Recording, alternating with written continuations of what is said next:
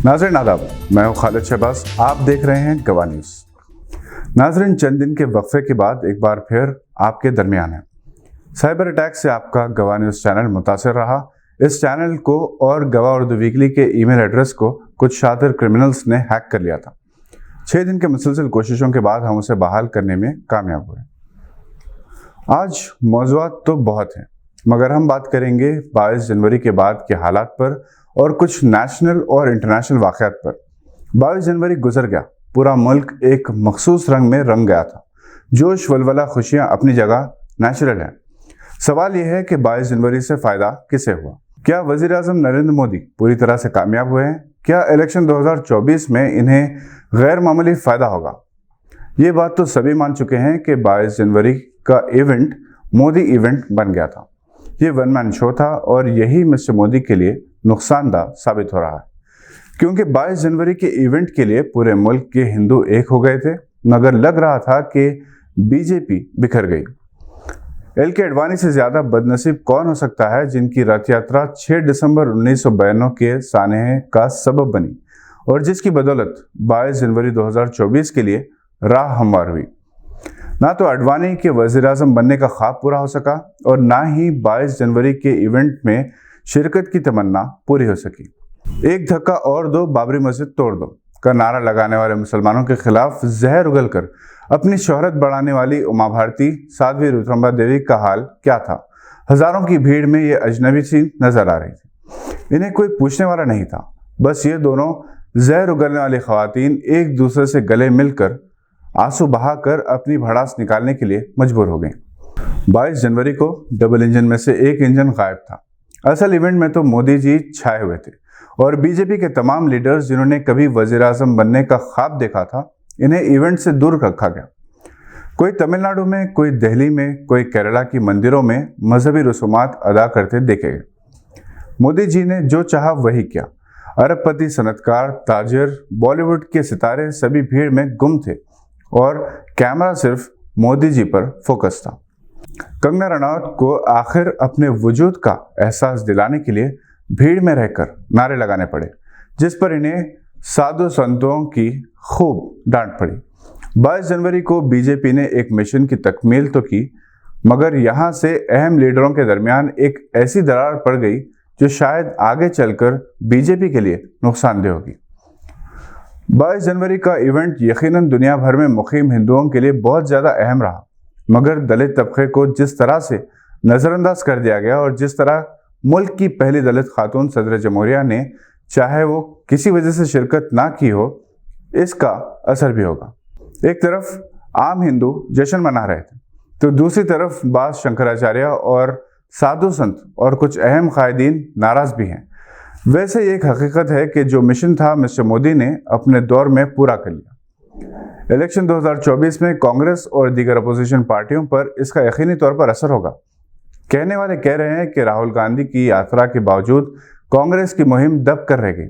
हालांकि असम के मंदिर में राहुल गांधी को दाखिले की इजाज़त ना देना और एहतजाज करने वाले कांग्रेसियों पर लाठीचार्ज से राहुल और कांग्रेस के हक में हमदर्दी की लहर तो पैदा हो गई, मगर ये इसका फ़ायदा कैसे उठाया जा सकता है, आने वाला वक्त ही बताएगा। तेलंगाना के चीफ मिनिस्टर रेवंत रेड्डी कामयाब दौरे के बाद हैदराबाद वापस हुए हैं। इन्होंने डेवोस में वर्ल्ड इकोनॉमिक फोरम के इजलास से खिताब किया। मुख्तलिफ ममालिक की मल्टीनेशनल कंपनियों से तेलंगाना सरमायाकारी के माहदे तय किए गए और अब हैदराबाद शहर की तरक्की के मनसूबों का मुतालिका महकमों के अहदेदारों के साथ तबादले ख्याल करने में मसरूफ़ हैं। मेट्रो रेल को शमशाबाद एयरपोर्ट से कनेक्ट करने के प्रोजेक्ट्स पर इनकी खास तवज्जो है और अब शहर की तमाम मेट्रो रूट्स एयरपोर्ट कनेक्ट होंगी। शहर के 4 मकामात से मेट्रो रेलवे रूट्स को तोसी दी जा रही है। साबिक हुकूमत ने जो रूट्स को कतियत दी थी उसे मनसूख कर दिया गया और नए रूट्स कुछ इस तरह हैं।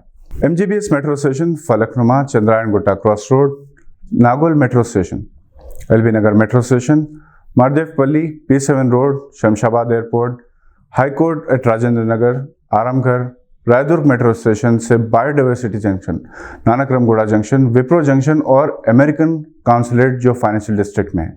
मियापुर मेट्रो स्टेशन से BHEL से होते हुए Patancheru, LB Nagar metro station से वनस्थलीपुरम और हयात नगर। इस तरह मेट्रो की नई रूट्स तकरीबन 70 किलोमीटर तवील होंगी। यूएई में हिंदुस्तानी सिफारत खाने ने यौम जमहूरिया की तकरीबात में शिरकत के लिए यूएई में तालिबान के सफ़ीर को दावतनामा भेजा।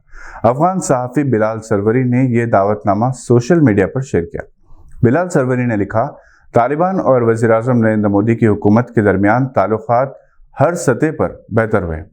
अब यूएई में हिंदुस्तानी सिफारत खाने ने तालिबान के सफ़ीर बदरुद्दीन हक़ानी और इनकी अहलिया को दावतनामा भेजा।